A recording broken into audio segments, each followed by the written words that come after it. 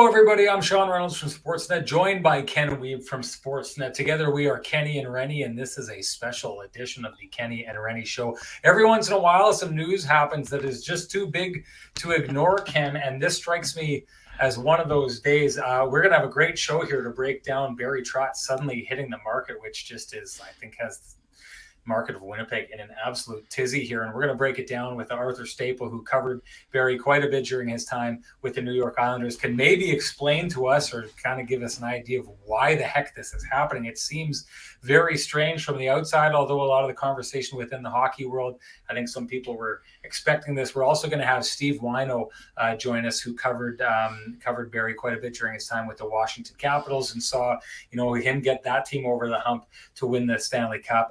Ken, we're going to bring in Arthur right away. I just want you to give quick thought, not on Barry coming to Winnipeg or any of those kind of things, how he is as a coach, just on kind of how surprised you are at the news that you heard here.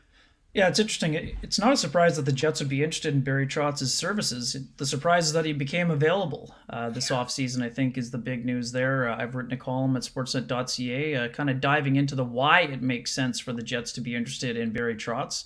I've put the link into our chat room there, so if any folks haven't seen it, you can tackle it there. But yeah, I mean, it's certainly interesting. I mean, we'll get into it a little bit more, obviously, but I mean, if the year-end meetings told us everything we needed to know about the Jets and what needs to be done. If you're looking for a coach that drills home structure and accountability, I'm going to say right here that it would be tough to find a coach that would be better suited to handle some of those issues, especially when you talk about the need to build a winning culture and how we talk about the erosion of how some of that has happened over the last couple of years here. So, the year that the Jets had their best success, the guy who led his team to the top of the mountain after the Jets were bounced was none other than Barry Trotz. So never mind the local Manitoba connection. This is a guy who's well respected, third in all-time wins. And I think he checks a lot of the boxes for what the Winnipeg Jets and True North would be looking for in their next head coach. Okay, well, let's not waste any more time. I want to bring in Arthur Staple from The Athletic, who's currently covering the Pittsburgh and the Rangers series, which is a ton of fun. I've got Pittsburgh in that series. I've come out and said that already. I think Kenny's got the Rangers.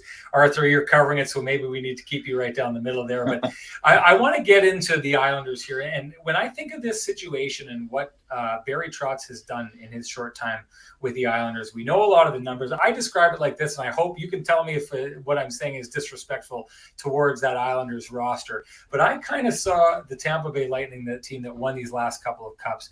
I've seen them as, you look at that roster, it's like a Lamborghini. And I take a look at what Barry Trotz had when he was in New York. And to me, it was like a souped up Toyota Camry. And in that race, he took that souped up Toyota Camry to a photo finish twice with the Lamborghini. I would have thought that Barry Trotz could stay in New York as long as he wanted to. The results that he had with that team the first couple of years, we know things went sour here, at least in the standings in the last year. Still surprises me that this organization would let him go. Should we be surprised? I mean, it certainly came out as a surprise. It's not like it was hinted at. No reporters were saying, yeah, this could happen. I mean, I think some of us that have been around the Islanders, and I'm not around them as much as I used to be, but there were some whispers from some people that I know around the league, and I'm sure other people heard them, that maybe Barry was a little bit burned out, coaching as hard as he did through the pandemic, being away from family like a lot of us were. It has a tendency to wear on you. He's obviously, he's 60 years old, so he's not just starting out as a young man in this business or anything like that. So I'd heard some whispers that maybe he would coach out the rest of his contract through next season and then make a decision. But I don't think anybody thought firing was something that was on the menu or taking him out of the picture with the Islanders so suddenly. And it does sound like, Lou Lamoriello does keep things very closely guarded, but you can definitely glean a couple of truths from what he was saying in his conference call today, that it is his decision. He's a guy that, if you look at his track record, he doesn't hesitate when he feels like there's some things that might not be right. And getting a sense from talking to some people around the league today, maybe things with some of their young guys were a little bit off towards the end of the season. He spoke Barry did speak kind of harshly in public about Oliver Wahlstrom, who, had such a good year in the shortened season last year and really, seemed to take a step back this year. I think Anthony Beauvillier took a step back this year. And Matthew Barzal is a guy who, probably sees the numbers exploding all around the league for individual guys that he's same draft year as him, same skill level as him, and thinking, why can't that be me?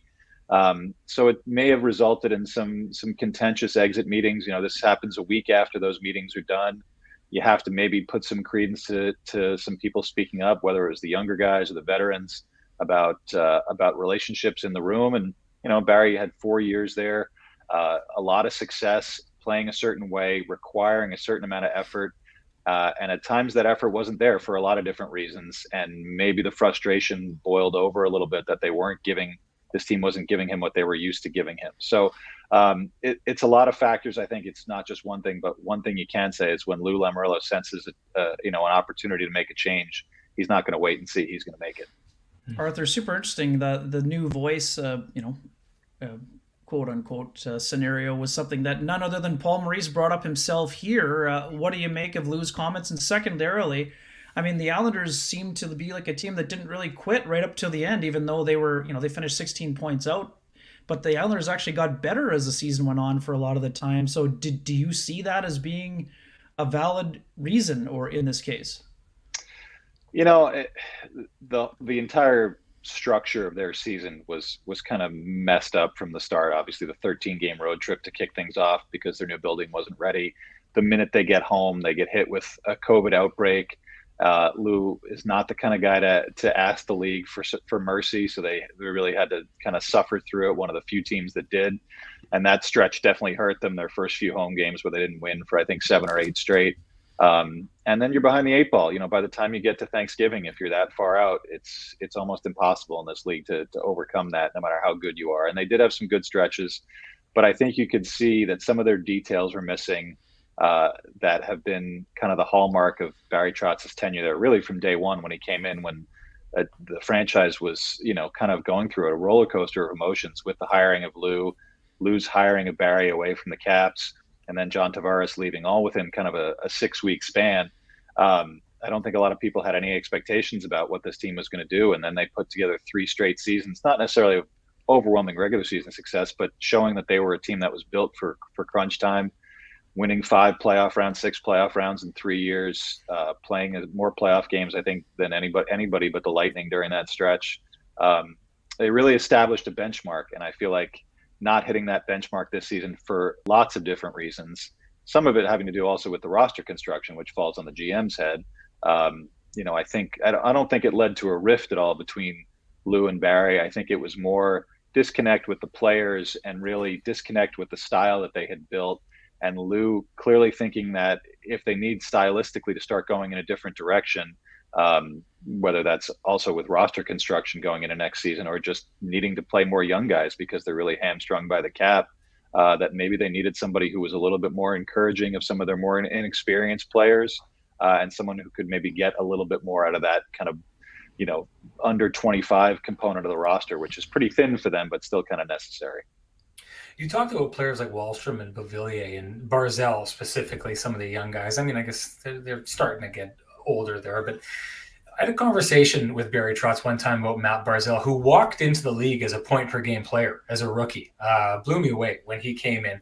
And then clearly his numbers dipped when he started doing what was expected of him by Barry Trotz. I remember having a conversation with Barry about it, and him saying, he can go out, he can be that guy who gets a whole bunch of points, and then maybe we get nowhere. I want him to be the whole package. I want him to be Steve Yzerman and then able to put up those points, and a guy who not just puts up the points, but makes us win and, has Stanley Cups to kind of talk about it. I'm interested with these young guys. Clearly, he went through Washington and got buy-in from Ovi, a superstar player whose game got more rounded and better, and they got to where they wanted to go because of that effect. Is there any explanation of maybe why it would have gone potentially sour in these exit interviews with the younger guys here, and why he wasn't able to get with them to where he got with Ovi to get them over the hump for the complete and total buy-in? Ovi's Ovi. He's such a unicorn in this world. the best scorer maybe that the game's ever seen, but also a guy who can truck you whenever he feels like it, and is kind of indestructible, as late season injury notwithstanding. He's a guy that I think Barry's ability to get through to each individual guy on the roster, whether it's the fourth line guy or the 13th forward or the top line center. His ability is really unparalleled in terms of today's coaching group. That's the hallmark of Barry Trotz, is that he knows a lot about his players. He knows what makes them tick. He knows what makes each guy tick, and he doesn't necessarily set the bar to the same height for everybody. He just wants what he wants out of certain guys in certain roles. Having said that, I think he identified with Barzal when he came in that, yes, he's got all the skill in the world, but the structural part, and certainly in his Calder Trophy season under Doug Weight, structure was kind of a toxic word around the Islanders because they just didn't have any of it. They gave up goals. They gave up leads. They were a decent team through the first half of the season, and then it all fell apart. So I think that kind of, that thing that Trotz wanted to bring, that accountability and structure, I think you identify it pretty quickly in veterans like Anders Lee and Brock Nelson, that they're going to bring it every night. But Barzal, the ceiling's higher, but also the expectations, I think, are a little bit higher if you're going to be a number one center. And I think this season in particular, because of the ins and outs, Barzal missed some time. And when he came back the last couple months of the season, it obviously wasn't crunch time for them just because they were so far out of it. But he basically had Barzal as his number 3 center. Brock Nelson was really filling that number 1 role, and he had 37 goals this year, a big year for him. JG Pageau had came on a bit in the second half, and Barzal didn't seem to have a spot, which I'm sure didn't sit well with him. He's a guy, he wants the spotlight on him. He wants to be the go-to guy. Whether he can be that 80, 90, 100-point guy, that remains to be seen. And if really, we'll never really know, because this is a Lou Lamoriello team. But if there were voices inside that room, veterans, younger guys, whoever, who said, we need a change, this is choking the life out of us. Well, now it's on them, and it's on Matthew Barzal, who's going into an offseason where he can negotiate a new contract. His bridge deal is expiring at the end of next season.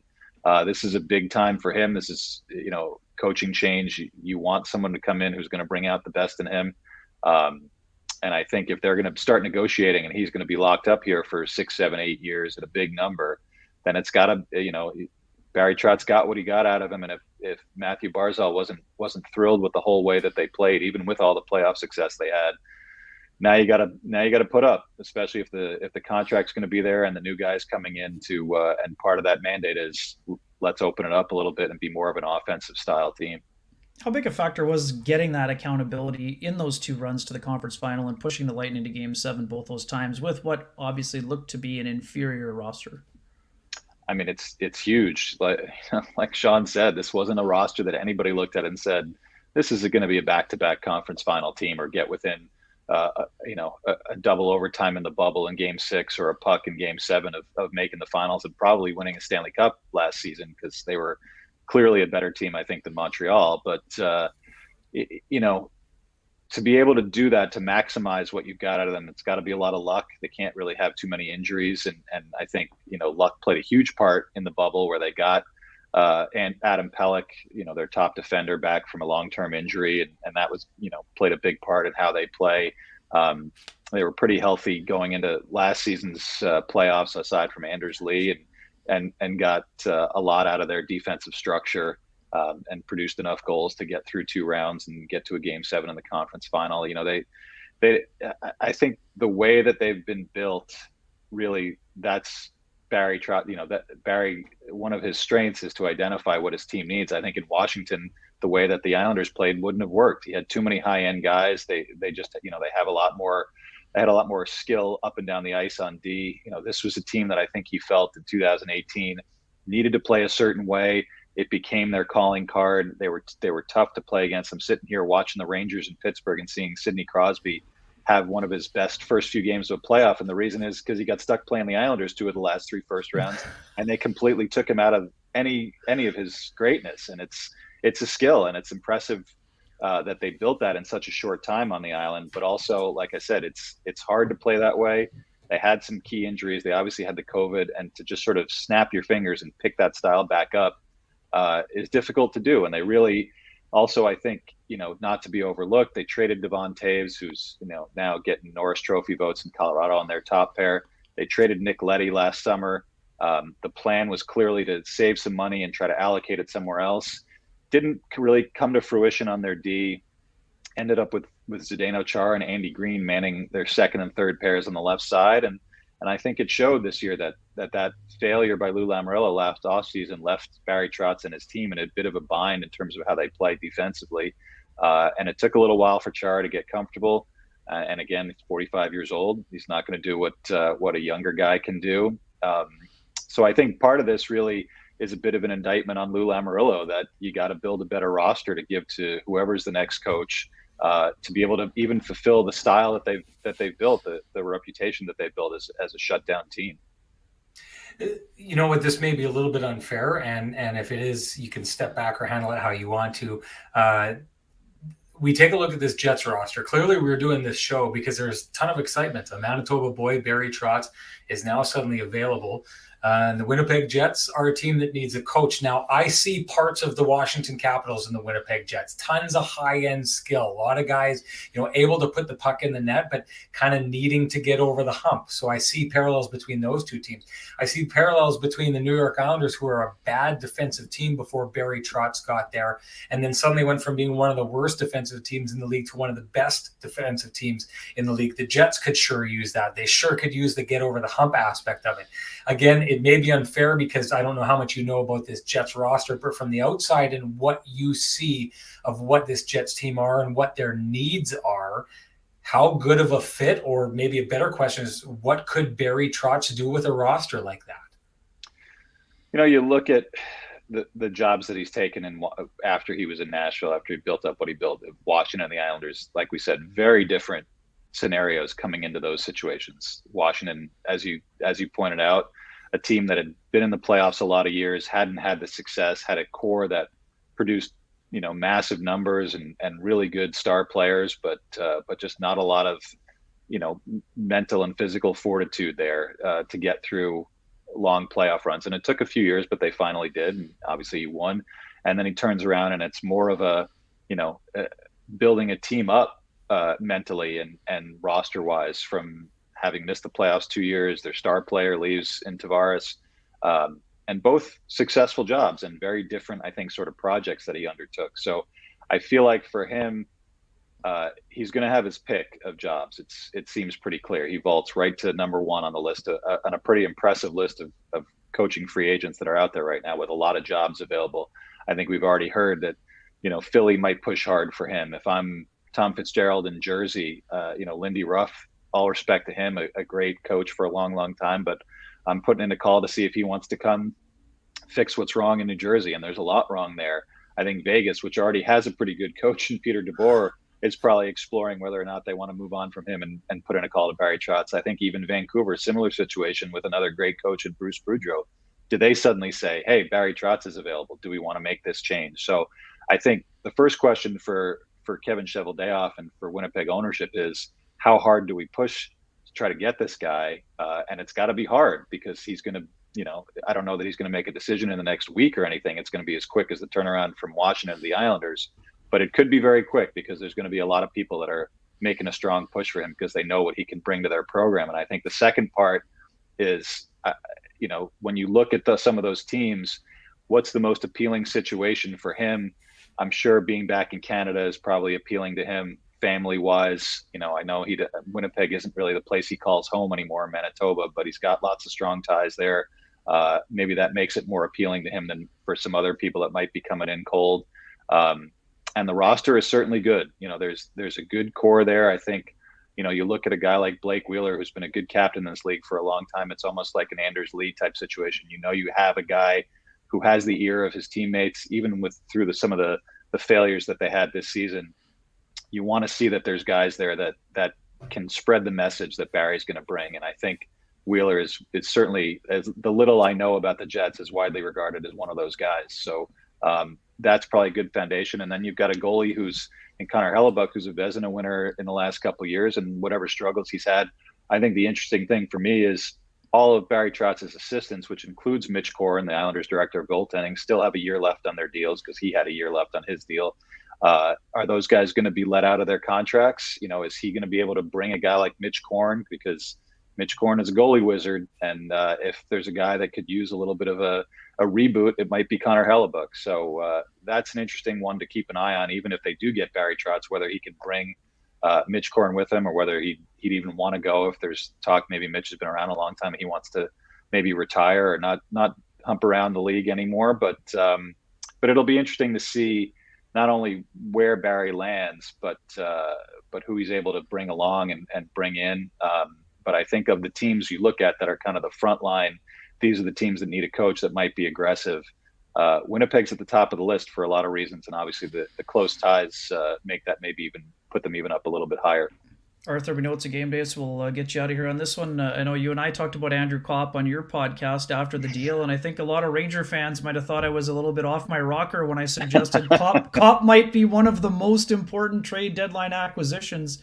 Why has it been such a good fit there, and what have you seen from him since joining the Rangers?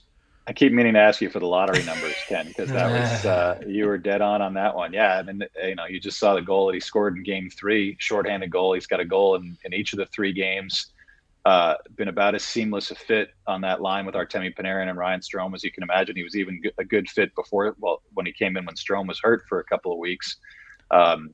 Just a guy that really fits them well, especially this time of year. I think we've seen them be a little bit shaky in some areas. It's the first real playoffs for a lot of their guys, including Igor Shesterkin, who had kind of an off night in Game 3, obviously. But a guy like Kopp comes in, and he doesn't have a ton of playoff experience either, but he has that mindset about playoffs. I think I definitely noticed maybe a week or two after he was acquired, he had a media session with a group of us, and he was already talking playoffs. He was saying the regular season is important. You want to establish some things but playoffs are what we're about. And he was the first guy in a Ranger uniform, even the coach, to talk about that back in late March, early April. And I definitely took notice that this is a guy who's got some focus and is comfortable being in this kind of situation, and not, no superstition, no let's wait till we get there, one game at a time nonsense. He knew where the important time of the year was, and he certainly produced incredibly well, after the trade with 8 goals, including a hat trick, and that was even missing a couple of games with a lower body injury towards the end. And he comes back in, and I think that line needed a guy like him. Panarin, is a all-world talent. He's not necessarily known as a playoff-style player. Ryan Strome likes to mix it up, but he's not the biggest guy. So you've got a guy who's a straight-line player, who's can play in any situation. He's obviously killing some penalties, and that's become very important for them with Barclay Goodrow out long-term. It's been a huge addition, and you don't want to get too far ahead of yourself thinking about what are they going to do with him in the offseason. Is going to be, they going to sign him? Are they going to sign Ryan Strome? But I think the evidence right now, and certainly if you're appealing to a guy who's very versatile, he's got that over Ryan Strome, I think, and a guy who fits well with Panarin. And I don't know if Panarin gets a vote on this, but he and Strome have been attached to the hip for a long time. But I think he's seeing that maybe there's some other guys out there that could work too as that main line mate. And Kopp has certainly checked a lot of the boxes for what they might want going forward for the next few years. Arthur, really appreciate your time. Thank you so much for coming in and joining us. It means a ton, and really helped illuminate things for our audience. Really appreciate that. Enjoy the series you're on. Thanks so much. Thanks, guys. Anytime. Take care, my friend. Thank you. And we're going to bring in Stephen Wino now, who had a ton of interaction with Barry Trotz during his time in Washington and beyond that. Let's just start with the news of the day. Was this a surprise for you? Was this expected? What rumblings had you heard leading into this? It sounds like it wasn't all that surprising to Barry Trotz, but it really surprised him to the hockey world, because Lou Lamoriello basically only told ownership and then Barry Trotz this morning about his decision to move on. It's surprising on the surface, given that this is the team that went to the conference final the past 2 years, all 3 years before this one to the playoffs with after Barry Trotz won a Stanley Cup with the Capitals here in 2018. On the surface, it looked like it wasn't his fault in any way, but we see Lou Lamoriello, and if you remember his past from the Devils, this is what he does. He moves on from coaches very quickly, very surprisingly, and so kind of knowing Lou's history, maybe we shouldn't be as shocked as we were this morning. Yeah, it's interesting, Stephen. I know that Lou is very vague on the conference call that you were on. What did you take from his either maybe list of reasons or the reasons he didn't want to get into? Well, the reason was because I said so, essentially, and that was Lou Lamoriello's way of saying I have my reasons and I don't want to tell you. The way I would diplomatically describe it is philosophical differences of kind of the direction of the organization and whether that's expectations to win. I don't think it's necessarily that, but how to get there. And Barry Trotz would have been going into another lame duck season like he was with the Capitals, which in my opinion kind of helped the Capitals win the Stanley Cup because he changed his coaching style during that playoffs and was a little bit more willing to take risks and those sort of things. And I think if he had an extension, maybe the Capitals don't win the Cup in 2018. But I do. Lou Lamoriello said that was not the reason. He said this season was not the reason. So we kind of have to guess that maybe there was some sort of power struggle going on in the organization between kind of where the direction this team and the talent on it, whether it was going to be Lou Lamoriello kind of driving the bus forward or Barry Trotz. And without ownership stepping in and deciding to get rid of Lou Lamoriello, it was his call to get rid of Barry Trotz. I find that such a fascinating situation. I kind of wanted to get into this with you. You take a look, he wins a cup in Washington, and then they can't figure it out, and he moves on. And then he comes and does things with the Islanders that I'm not sure any other coach in the NHL could have done, and then follows that up with a little bit of a bad season, and he's gone. Is there anything we should take away from that when it comes to Barry Trotz, other than the fact that he found himself in two really strange situations that most of us wouldn't have expected that he would have moved on from? Yeah, I think strange situation, Sean, might describe it, because with the Capitals one, like, you got to remember, there's a lot going on behind the scenes there. Is Brian McClellan and ownership here did not give Barry Trotz a contract extension going into the year. So let's start with that. And then you had the situation with John Tortorella and the handshake line, where you could very clearly read lips him saying, I'm not coming back to the Capitals. And then kind of a rift sort of being created from there between Barry Trotz and management, maybe Barry Trotz and his players at that point, that winning the Stanley Cup kind of changed what the narrative wound up being. But if the Capitals lose that first round series, he's fired, never coming back to Washington. We don't think anything of it. This situation, we didn't kind of, at least publicly, have that sort of rift very obvious. But Lou Lamoriello is a very quiet, private guy who doesn't like to say a lot, doesn't like to tell us a whole lot. That's for darn sure. And Barry Trotz is very expansive, very thoughtful. He goes on and kind of, and is a very eloquent speaker. And I don't know how much of that contrasts with Lou basically saying, I don't want to tell you anything. I don't want to tell you who's hurt. I don't want to tell you who signed a contract, which he did last season, and kind of just different ways of running an organization. But remember also that Barry Trotz was in Nashville for 15 years. He was a beloved coach there of an expansion franchise, made the playoffs 7 years out of 15 seasons there. So it wasn't like he was going every single year, but he got so much out of talent there that I don't want to paint Barry Trotz with any kind of broad brush because of weird situations that happened in the summer of 2018 and now. Stephen, let's go back to his arrival in Washington. Obviously, it's an interesting dynamic, especially if he gets the Jets job again. We're not trying to put the cart before the horse, but there are a lot of ties within the Jets to the previous coach in Washington before Barry took over. How did Barry get the buy-in and the accountability after taking over from Adam Oates? And do you think the fact that the Jets have a bunch of Oates clients would even have any impact at all in his decision-making process? I don't think it has any real impact, because we did see Barry Trotz get that buy-in from guys in Washington, and Alex Ovechkin, obviously, primarily after a couple seasons where he was kind of rough defensively and those sort of things, that he bought into that 200-foot game with Barry Trotz, and he got this team playing a certain way. I think it was a great situation for Barry Trotz stepping in after Adam Oates, because it was kind of the nadir of the Alex Ovechkin era of, this is a team that finally missed the playoffs, and it was kind of a fresh start for them, and still the same core. So even if the Jets come back with the same group, I think this is a similar position he was in then, because it's a team with high expectations and a lot of talent. Maybe not the kind of generational star the Capitals had in Alex Ovechkin and a guy like Nicholas Backstrom, but a similar situation of a team that kind of needed to find its way after losing for a bit of time. And I don't know if it's Adam Oates' clients have one thing to do with the other. But what Barry Trotz had out of the Capitals was essentially all the power he wanted, and not necessarily personnel power, but the ability to coach the way he wanted and kind of autonomy that way. Based on what he was able to do with, kind of a somewhat devoid of talent, that's maybe unfair, but not the most talented roster in Nashville, based on what he was able to do with a team that needs to get over the hump in Washington, based on a defensively challenged team, which became the, absolute pinnacle of defense in the league after he got there. When you take a look at this Jets roster, what do you see Barry Trotz would be able to do with that roster if he ended up here?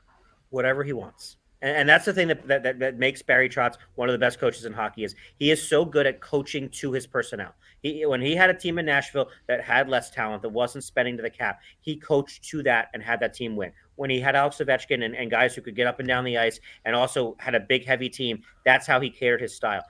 Islanders kind of a little bit of a mix of that. And our colleague Scott Burns, I call it a meat and potatoes roster. Not a whole lot of high-end talent, but can get the job done. He knows how to get the most out of that. So I think Kevin Cheveldayoff gives the roster that the Jets have right now without any changes. Barry Trotz knows how to win with that. Now, I think we all expect some roster changes there. But I think some sort of a hybrid of what Barry Trotz did with the Islanders and the Capitals, because you don't have necessarily the high-end elite talent the Capitals had, but you also still have a big, heavy roster, a roster capable of playing big, heavy hockey. And that's what Barry Trotz did really well in Washington. That Jets team in 2018 and the Capitals team in 2018 were very similar in the way they played and like to wear down opponents. And for Barry Trotz, who knows how to win in the regular season and the playoffs, that's a great recipe for him.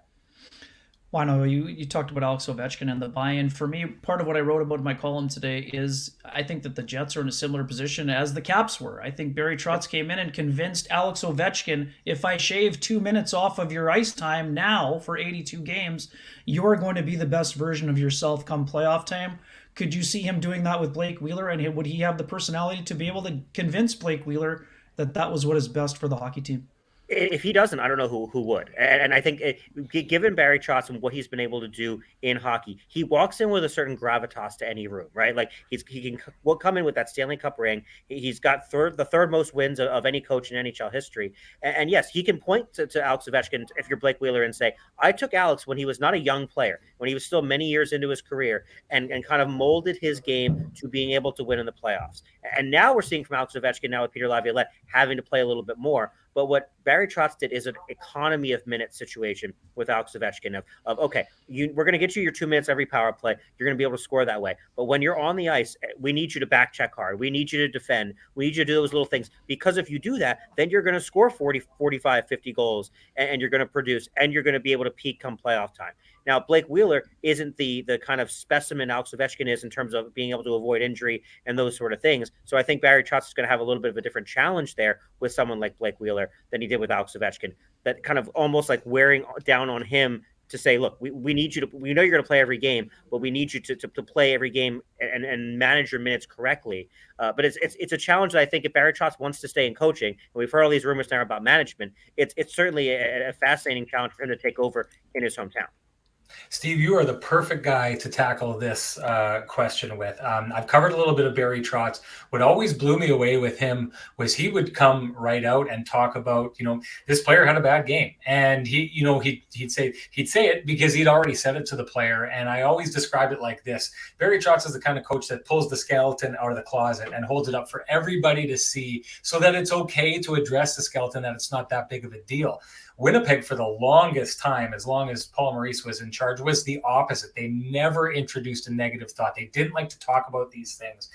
And I always thought that, I always thought the Trotz way was, it didn't surprise me his team succeeded and that he would have these conversations and the players would seemingly be okay with it. And they didn't feel like they were called out in front of the media. I wanted, from the time that you dealt with him, and sorry, I should bring this up. I do know that Arthur was just on, he was talking about maybe the exit meetings, and maybe that kind of style wore a little bit thin with some of the younger players. I wanted your take on that style of Barry Trotz and where you think it works, maybe where you think it doesn't work, and if it would work on a Winnipeg roster that got very practiced at talking about the skeleton in the closet from the players, but not from the coaches or the management this season.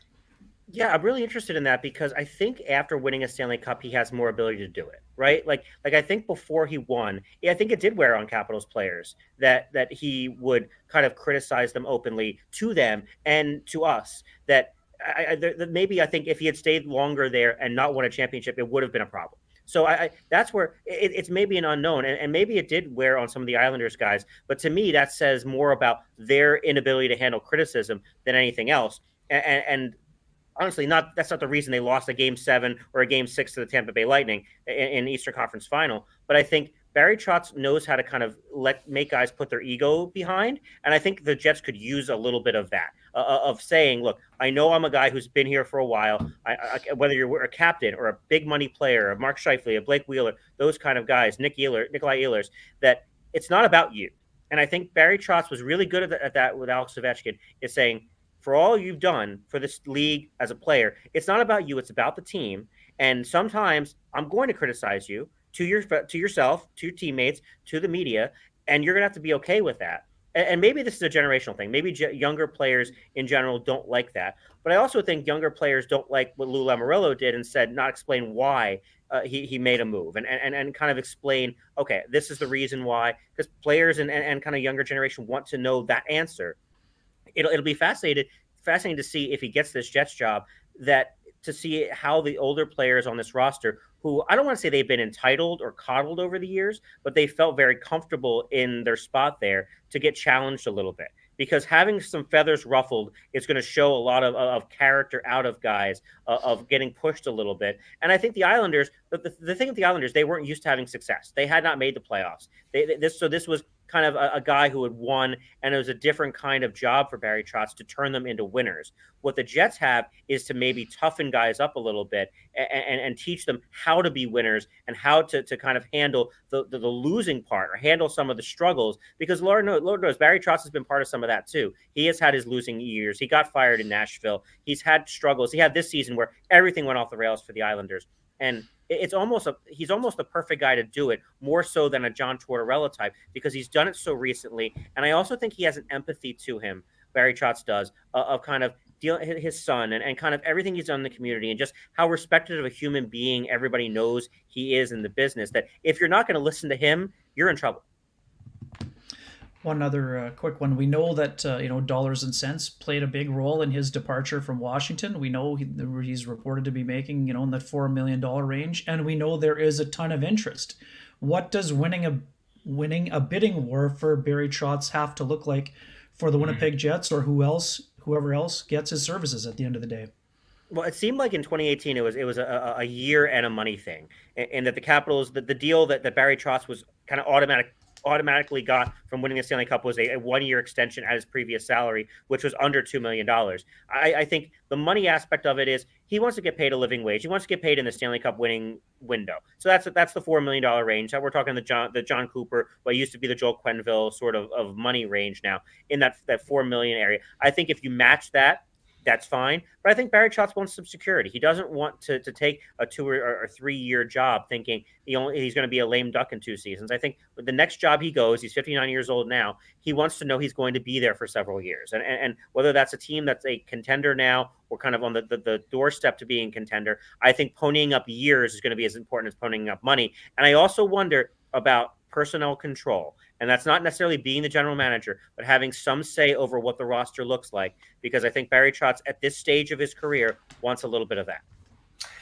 That's fascinating. And one of the things I think is fascinating about that is the Winnipeg Jets like stability. I mean, they want to hire a coach that is going to be here for 15, 20 years. I don't think they wanted Paul Maurice to move on. And clearly the way that they're dealing with Kevin Cheveldayoff, they want them to be there for a long time. So I think the stability angle is most definitely here in Winnipeg. From what you know of him, Steve, the conversations that you've had with him, what do you think the likelihood Winnipeg would be a destination he'd be interested in? I think the only person who answered that question is his wife. And because Barry is from there, it's a question of where he and his family want to live, because he's going to have the options of, certainly Philadelphia is going to play into this at some point. I think the Chicago Blackhawks and the Detroit Red Wings are obviously going to make that call. Any teams in the playoffs right now, if they don't go far in the playoffs, are going to be considerations for him. But I think if Barry Trotz and his wife want to live in Winnipeg, it's a realistic possibility. I mean, there's an opening there already. That's a kind of a natural fit.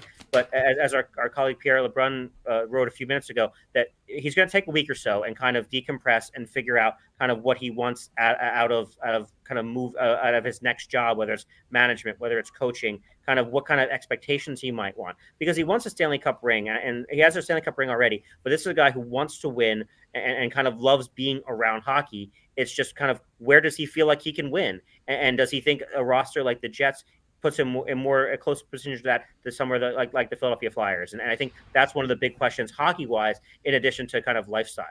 It's interesting to me. I mean, a lot of people said similar things about Paul Maurice when he was stepping away, and some people suggesting management might be good for him. I think it would be good for Barry, but to me, Barry is wired like Paul. He wants to be doing the teaching and the coaching and see the development. I mean, to me, I think he could. I think he's smart enough to be in a management role, but I think what makes Barry tick is the coaching and being behind the bench and making in-game adjustments and in between game adjustments in terms of how you attack your opponent. Am I wrong on that, or what do you think? I think that is the case, and if it's something he doesn't want, it would come as a surprise to me. But it's all of a sudden you're starting to hear rumblings about him wanting maybe more of a management role, or at least some sort of say in a management role, because he is getting up there in years and has done this for a long period of time. But I think he's going to get the itch for coaching again, just like I think Paul Maurice will get the itch for coaching again, whether it's this season or it's a mid-season replacement. We saw this with Bruce Boudreau coming back into into the NHL of kind of wanting to get back. Coaches like to coach. And I wouldn't hire Barry Trotz to be my GM tomorrow. I wouldn't hire him to be my assistant GM, but I know that he can coach better than almost anybody else in the world. Steve, really appreciate you weighing in on this. Thank you so much. You've been all over the Winnipeg airwaves or podcast waves, and rightfully so. You did a great job. Thanks, bud. Thanks, guys. Talk to you soon. Appreciate it. All right, now we're going to bring in the guy we feel started it all in Elliotte Friedman. Thanks so much for joining us, Elliotte. You look like you're in the witness relocation program. But, sure. I'm going to distort my voice. Elliotte, I'm going to be honest, truth serum time here. I thought you were being hard on our audience when you brought Barry Trotz's name into the conversation of coaches when we had you on our year-end show. I thought you were given far too much hope. And now all of a sudden I think, wait a minute, this guy's an insider. He doesn't just float names for no reason. So without giving away too much, give me an idea of what you knew to float that name last week. First of all, I'm just trying to get myself in the middle here. Look, by the way, Kevin BX, Anthony Stewart are here. Just show them over. There's Kevin, and there's Anthony. How's it going, fellas? I'm on the Winnipeg show with Reynolds and Ken Lieb right now. So basically, look, as you guys know, it's impossible to get anything out of Lamoriello, like just impossible. But there were some rumors that maybe it was possible. There might be a change. Like they went nowhere. Like I'm not lying to everyone here. I was as shocked as everybody else when I heard this morning that he was out as coach, because it just seemed counterintuitive, right? They'd done so well. Yeah, there it is. I remember that from last time. That was really funny, by the way. I got a good laugh out of that. But like I didn't think there was any chance it was going to happen. Like they went to Game 7 of the Eastern Conference Final, they lost 1-0 to Tampa in Game 7. Like how could it possibly happen? But like I'd heard some rumors that maybe there was a chance it wasn't going to happen. And look, I think there's some teams that have already reached out to Trotz. I have to think the Jets are one. He's going to have a lot of options. I don't know what. Like, I think right now he's in a little bit of shock, and I think he's going to take some time to think about it. But after that, guys, there's going to be a rush to see if they can get their hands on him.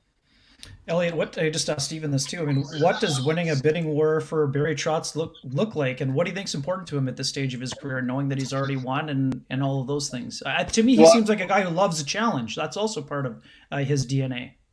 Well, I think he loves to coach. I think he really does. I think he loves a challenge. I think he's got a lot of pride in himself. I think it's hard to answer what's important to him right now, Ken, because it just happened. And I think that's one of the things that he has to kind of sit down and decide is, how does he feel about all this? And what does it mean?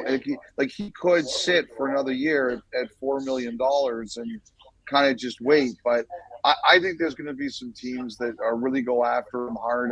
I could see Philly being one of those teams, for example. We'll see what happens in some of these other playoff situations with coaches either retiring or if these teams make coaching changes. One of the things I've heard, but again, we don't know if this is 100% yet, but I've heard like one of the things that might be important to him is, could he coach for a couple of years or a few years and then transition into another role in the organization? Like, would a team be willing to consider that possibility?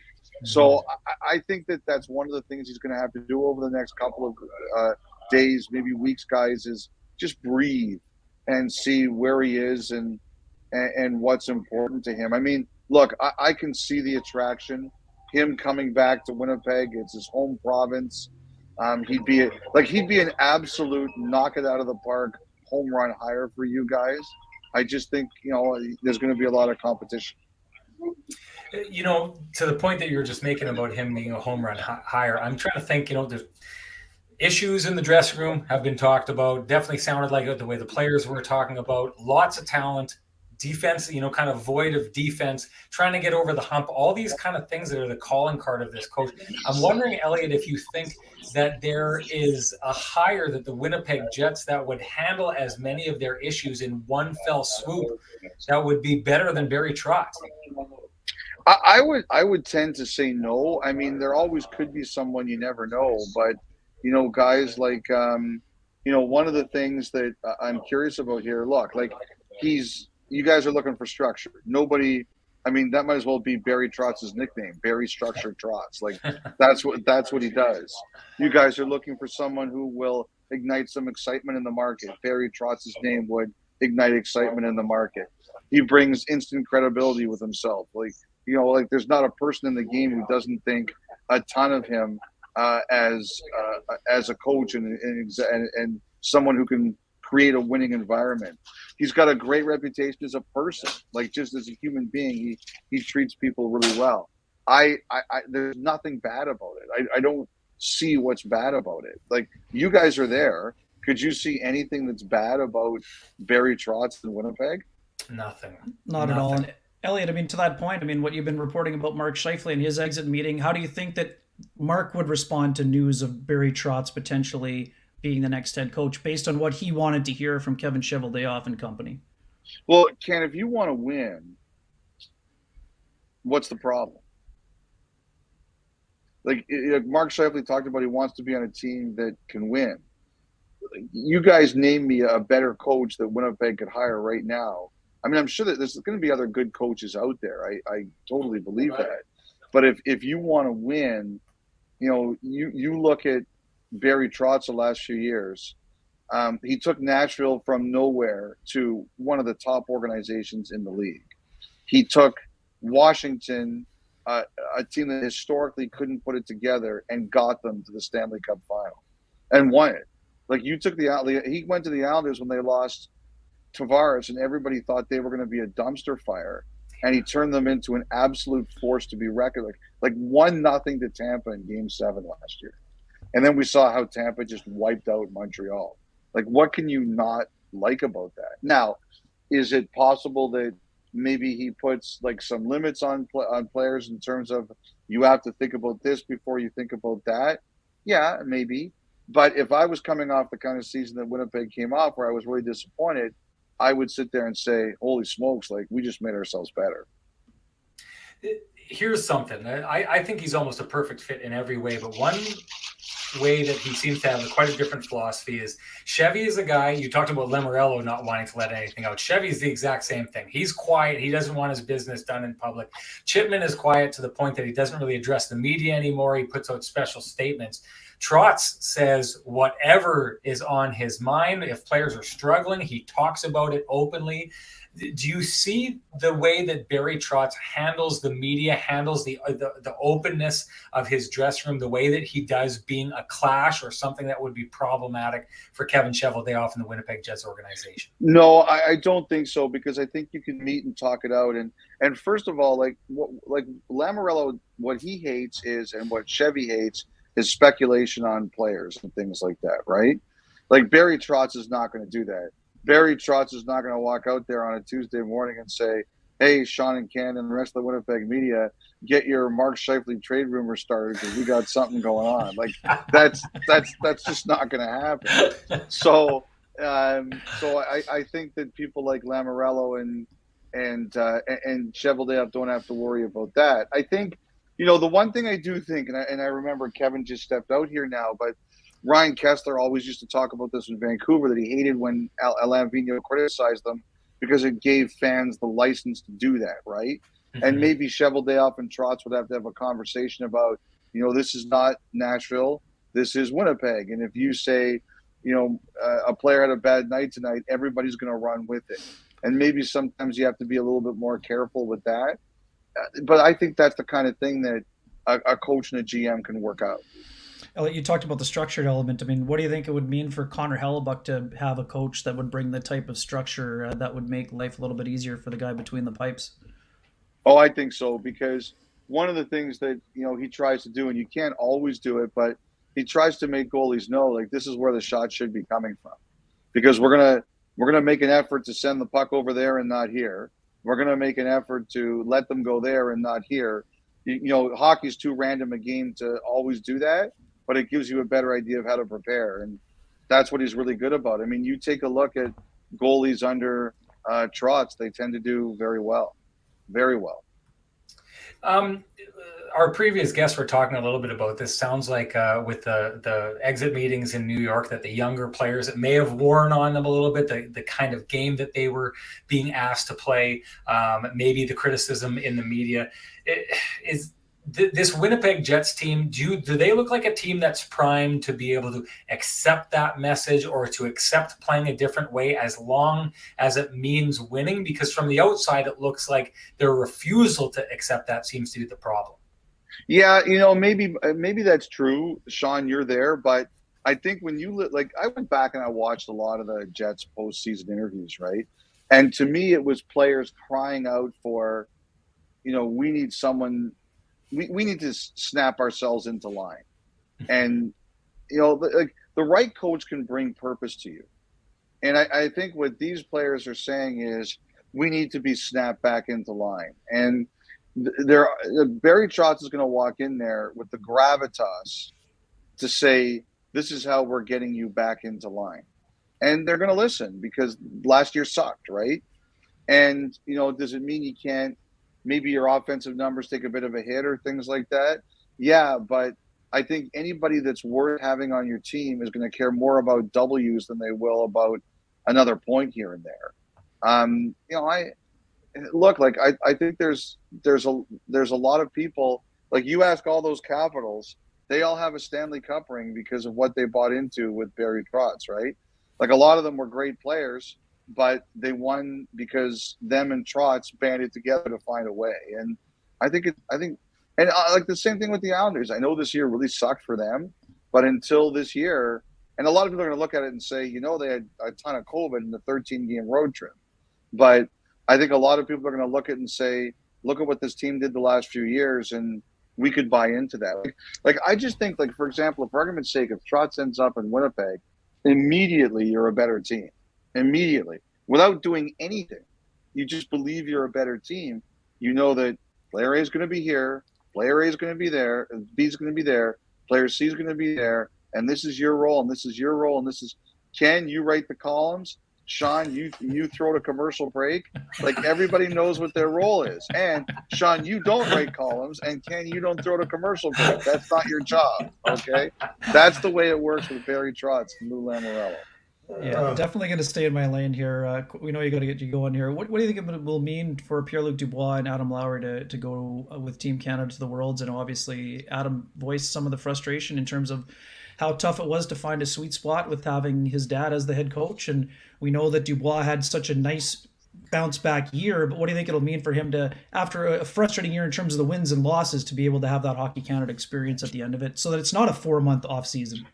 Well, I think that anybody who's going there is going because they really want to go. Like it used to be like just like a party trip in the 80s and stuff. And it kind of changed. Like Canada went, 30 years without winning. And then finally, I think it was Sather said, this is not like a fun trip. Like we're going here to win. And I think now they've morphed it into a really good kind of thing where it's a combination of both enjoy and try to win.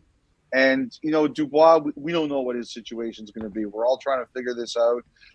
And that's why I think the Scheifele thing is so important, because at least you now go from where you could be losing both of them to, okay, we have a bit of control over our situation here. But I think for Lowry, for Dubois, it's a great thing to go play. The Lowry thing I think was really interesting. Like, I think everybody had good intentions here. I did have one players say to me, it's just like, it's not Dave Lowry's fault. It's not Adam Lowry's fault. But he said it's really hard to see the dynamic in action, because you're sitting there and both those guys are bending over, wanting it not to be a problem. It almost makes it a problem in a different way, right? And that's what someone said to me. It was just, it's probably really good for Adam Lowry to go and play and have a good time. Elliotte, we'd love to keep you on, but it's almost time for a commercial break, and it's my job to throw to those commercial breaks. So you're gonna have to don't Ken, you don't throw to the commercials, okay? And I just want to say this: if you do ever end up in the witness protection program and you have to do one of those like fuzzed out face kind of videos, make sure you do your hair, because the crazy hair is a dead giveaway. We knew it was the whole time. I did NHL Network today too, and they're like, what? They were looking at me like, what the heck? And I was like, yeah, sorry, I was driving with the window open. So, like it's I haven't had time to fix it up yet.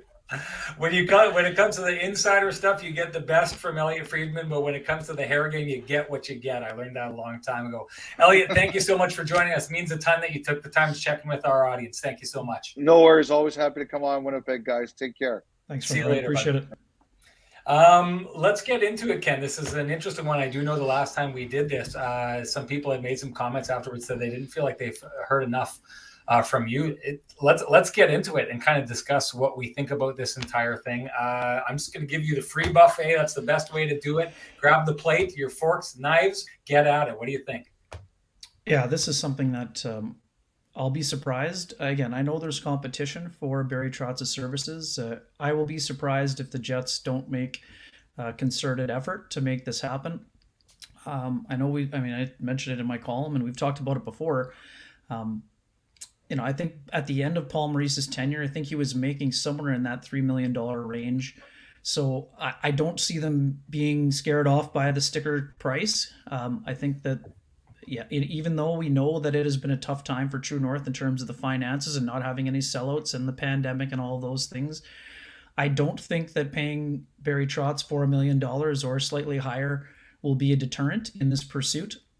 I think that what we should know, going back to the summer that the Jets returned, whether it was Mark Chipman or Kevin Cheveldayoff speaking, they talked about the Nashville Predators as the model of the type of franchise they wanted to build in terms of being a perennial playoff team and being a team that has a true and obvious identity.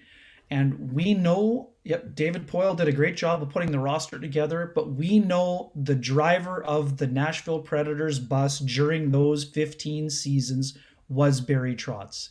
So for me, knowing that Barry Trotz is available, knowing how much the Jets respect the job that he did, not only in Nashville, but in Washington and in New York with the Islanders, I don't see a scenario where the Jets are going to be scared off by finances. I don't think they were going to be scared off by a potential, I wouldn't even call it a backlash when it comes to accountability. I'm with Elliotte all the way.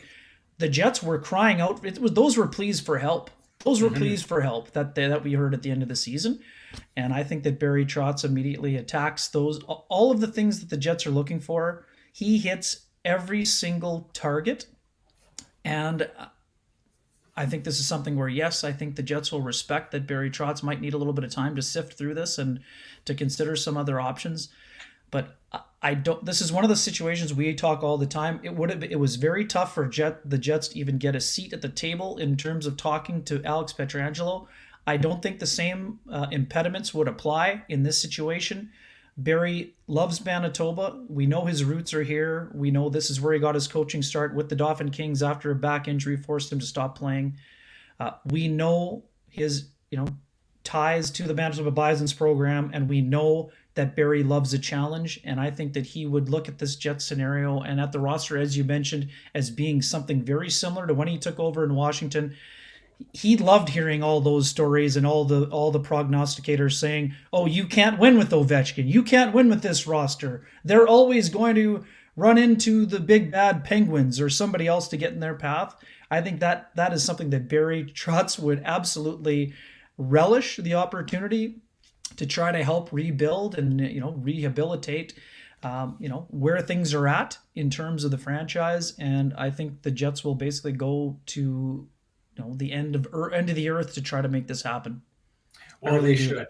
They should. And here's the deal. I see this as a once in a franchise opportunity. I think it's that important. I don't think you could find a more perfect scenario for the Winnipeg Jets than bringing in Barry Trotz into this situation. I think you take a look at all the issues that we've been hearing about in Winnipeg, that you take a look at dressing room issues, leadership issues, talent that's able to produce but not able to produce as a team. He dealt with that with the Washington Capitals and got them over the cap. Same thing with a team that had potential but couldn't realize that potential. He did that there. You're talking about a team that isn't defensively sound and stars that aren't defensively sound. This is a guy who took the New York Islanders from one of the worst defensive teams in the NHL to one of the best defensive teams in the NHL. And he didn't do it over the tenure of his time there. He did that in a single year. I mean, every single issue that you look to be having here with the Winnipeg Jets, and that we know that the Jets are having, are issues that that, as Elliotte said, he'll make them better. So walk him into the dressing room and the Winnipeg Jets are a better team. But I take it beyond that. This is as close you get to a magic wand, fix all your situations in one shot. This is as close as you get. And I'll add another thing to that. This is one thing I've kind of alluded to, and we talked about it a little bit. But the one thing that I know about the Winnipeg Jets is they absolutely adored what a good advocate for the city of Winnipeg that Paul Maurice was. Paul Maurice came out. He's, we know this. He didn't talk a lot about the issues of the team, but he talked, right? And he was so good at handling situations. And maybe he didn't give you the things behind the scenes that people really wanted to know, but he'd give you something, and he'd, wax poetic and talk so well about it. The organization, right up to the very top, loved how Paul Maurice represented the city of Winnipeg and advocated for the city of Winnipeg. You would get a guy in Barry Trotz that would be able to do the exact same thing. There is not a hole within this organization that I think could be filled the way that Barry Trotz could do that. I think it's an absolutely massive situation. You take a look, you're talking about the financials of this. If it came down to the Winnipeg Jets having an opportunity to make Barry Trotz their coach and not doing it because of finances, I would say that is a huge hit. And here's the problem, I think, with that. I mean, I'm not saying go out and pay Barry Trotz $9 million. I know that's not the coaching market. But I'm not shying away from the kind of Mike Babcock situation where he got paid so much by the Toronto Maple Leafs.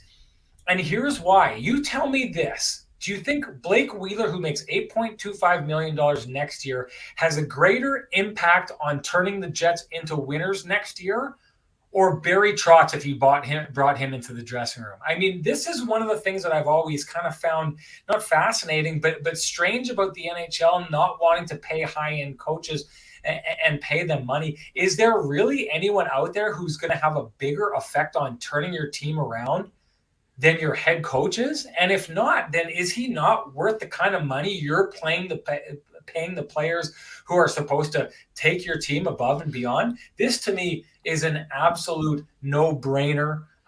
Whatever it would take, if it's a question of money, it shouldn't be a question. It should be, tell us what we need to get your name on the dotted line. That's what you do. And with a coach that has shown he's able to take teams' weaknesses and make it their strengths, the Jets' weaknesses this year were very apparent.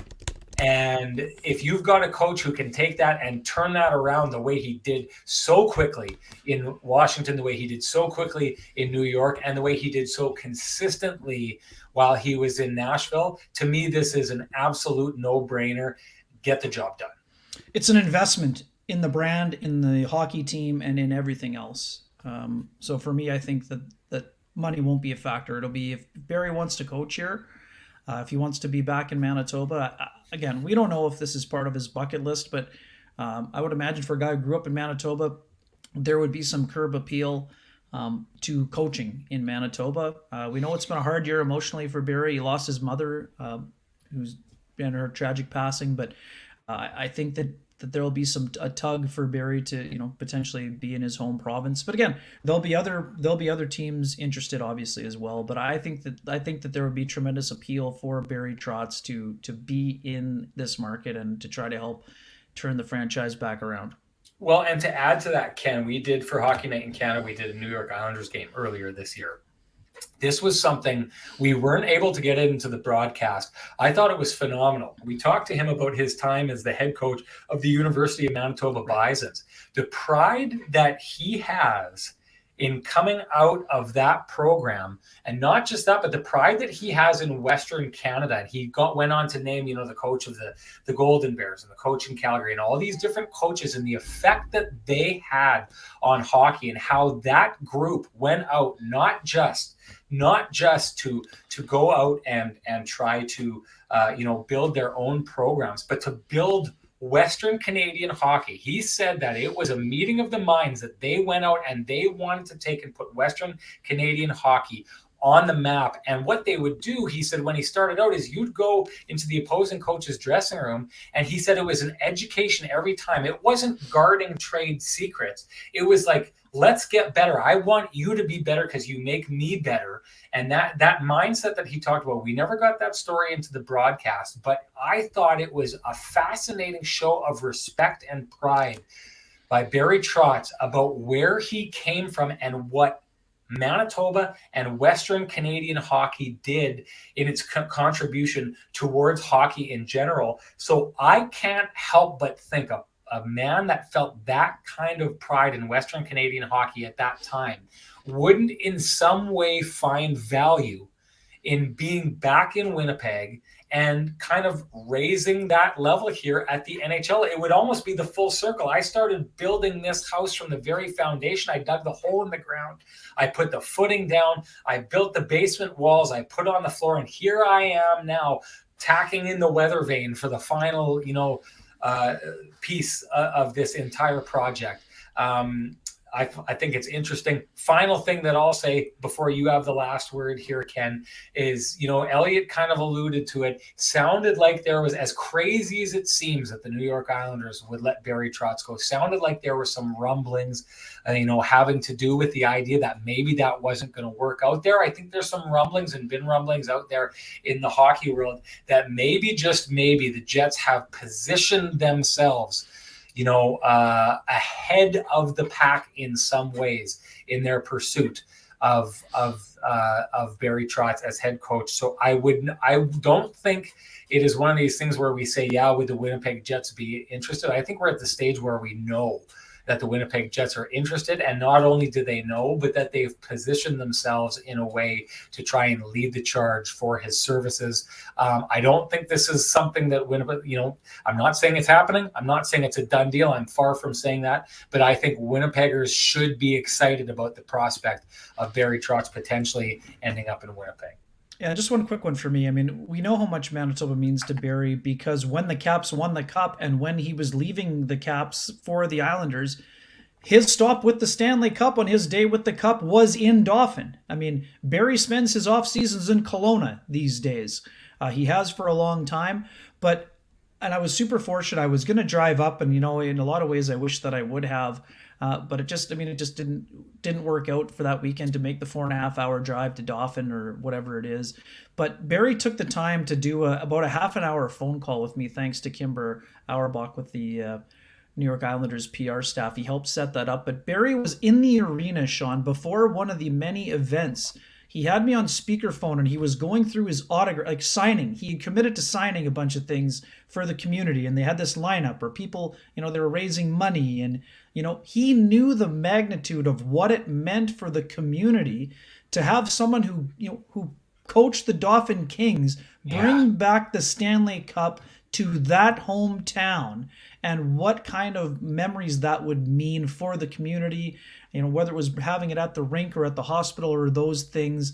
He knew what it meant to his family, who was so proud of Barry to see what he had become, from a small town to becoming an NHL head coach who got his name engraved on that Stanley Cup. So to me, that always stood out to me. Here's a guy who, took half an hour on one of the busiest days of a person's life when they have the Stanley Cup to explain why it was important to him to do so to his community and what it meant to him. So, again, I don't think this is some pie in the sky dream for Winnipeg Jets fans or for the organization. I think that this is a legitimate possibility, and I think the Jets are going to basically roll out the red carpet and see if they can get the job done and bring Barry home to be the next head coach of the Winnipeg Jets. I couldn't agree more. Want to thank everybody for tuning in. 325, or sorry, it's more than that, people in the chat room right now. One of the reasons for that is going to be the redirect by Winnipeg Sports Talk. I want to thank them and Remo for doing that. He was working on the show while he was also had me on the phone on trying to make sure that we could lock that in. We got that done. I just wanted to say this too. Ken and I want to make sure that we're, providing as much off-season content as we can. We like this idea of, if something happens that's worth talking about, hopping on here and talking about it.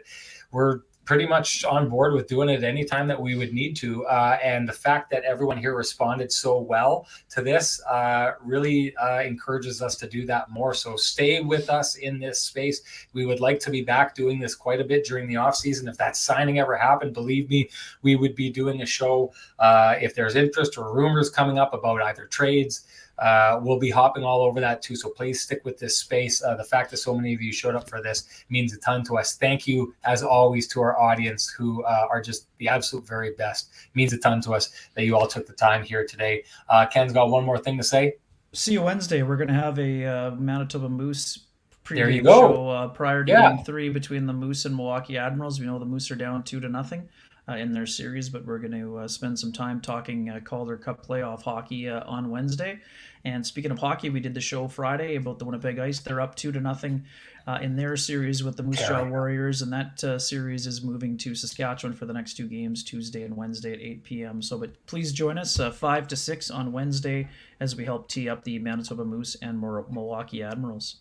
Excellent job. And one last thing, if you're interested in getting any swag, go to www.shopsportsnet.store. If you are watching this video, click like. It would help us out. And if you haven't subscribed, get at it. Subscribe to the Kenny and Renny Show because, like I said, we want to do these a little bit more. Won't be as structured as post-game stuff, but we'll try and give you as much of a heads up as we can on this space and on Twitter. And the boys at Winnipeg Sports Talk do a good job of helping us out there as well. Thank you so much, everybody. We'll talk to you soon, and we will definitely talk to you on Wednesday. Bye.